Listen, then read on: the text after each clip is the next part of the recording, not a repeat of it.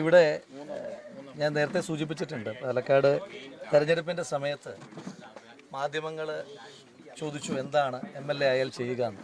അപ്പോൾ തന്നെ നിങ്ങൾക്ക് പഴയ ബൈറ്റുകൾ എടുത്ത് നോക്കിയാൽ അറിയാം. അപ്പോൾ തന്നെ ഞാൻ ആദ്യം പറഞ്ഞത് പാലക്കാട് MLA ആകാൻ പാലക്കാടൻ ജനതയൊരു അവസരം തന്നാൽ ആദ്യം ചെയ്യുക വീടില്ലാത്ത ആളുകൾക്ക്. കാരണം വോട്ട് ചോദിച്ചു പോകുമ്പോൾ ഒരുപാട് വീടില്ലാത്ത മനുഷ്യന്മാരെ കണ്ടു.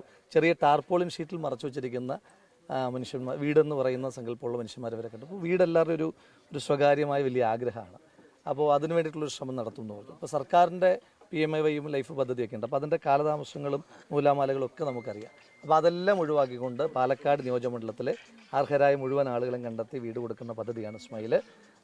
ആ പദ്ധതിയെപ്പറ്റി മുന്നോട്ട് എങ്ങനെ കൊണ്ടുപോകുമെന്ന ആശങ്ക ഉള്ളപ്പോൾ ആദ്യം സമീപിച്ചത് ഇന്റൽ ഗ്രൂപ്പിനെയാണ്. പാലക്കാട് ഒന്ന് തുടങ്ങി ലോകം മുഴുവൻ ഇന്ന് വ്യാപിച്ച് പാലക്കാടിനാകെ അഭിമാനമായി മാറിയിരിക്കുന്ന മോഹൻ സാറിൻ്റെ മകൻ ഉമേഷേട്ടൻ വളരെ കാലമായിട്ടുള്ള സഹോദരനെ പോലെ നല്ല സഹോദരൻ തന്നെയാണ്. ഉമേഷേട്ടനോട് ഞാൻ പറഞ്ഞു ഇങ്ങനൊരു പദ്ധതിയുണ്ട്.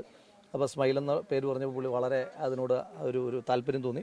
അപ്പോൾ എന്നോട് പറഞ്ഞു അച്ഛനോട് സംസാരിക്കുക, CSR ഫണ്ടിനെ പറ്റി സംസാരിക്കുന്നു പറഞ്ഞു. അപ്പോൾ ഞാൻ മോഹൻ സാറിനോട് സംസാരിച്ചപ്പം വളരെ പോസിറ്റീവായിട്ട് അർഹത മാത്രം മാനദണ്ഡമാക്കിയാൽ മതി, മറ്റൊരു മാനദണ്ഡം ഉണ്ടാകരുത്, എനിക്ക് വേറെ കണ്ടീഷനൊന്നുമില്ല എന്ന് പറഞ്ഞു. അങ്ങനെ 8 വീടിൻ്റെ ആസിഫ് അലിയാണ് ആദ്യത്തെ 5 വീടുകൾക്ക് തറക്കല്ലിട്ട് കൊണ്ട് തുടങ്ങിയത്.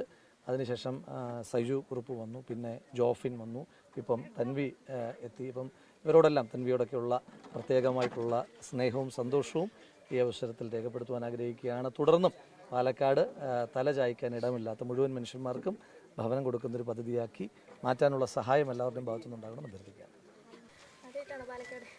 പാലക്കാടിൽ ഇതിനു മുന്നേ ഞാൻ പരിപാടികൾക്ക് വന്നിട്ടുണ്ട്, കോളേജ് പരിപാടി അങ്ങനെ വന്നിട്ടുണ്ട്.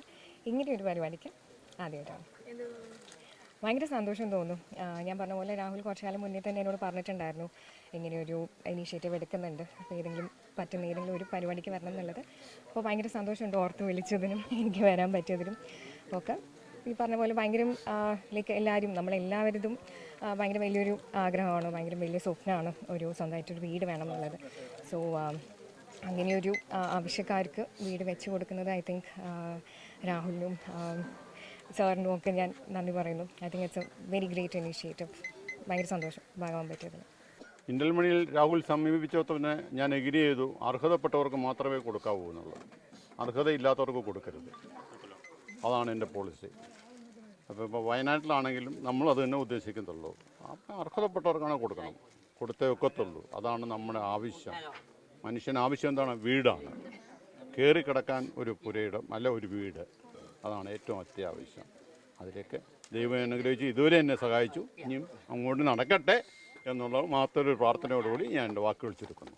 Thank you. ഒന്നും പറയാനില്ല. വീട് വേഗം ആക്കി തരണം.